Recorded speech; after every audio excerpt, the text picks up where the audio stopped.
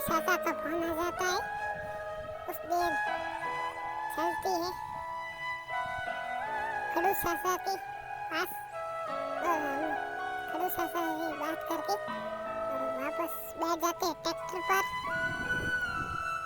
और ये सर खड़ू चाचा के यहाँ कल्टीवेटर लगाना खेत पर।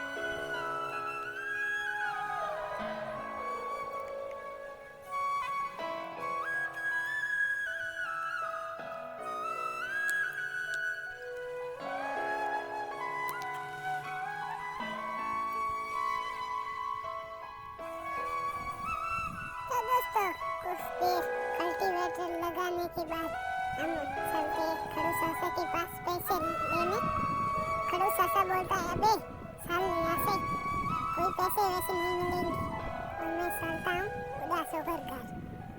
और दिन्नू गेमर को सब्सक्राइब करें।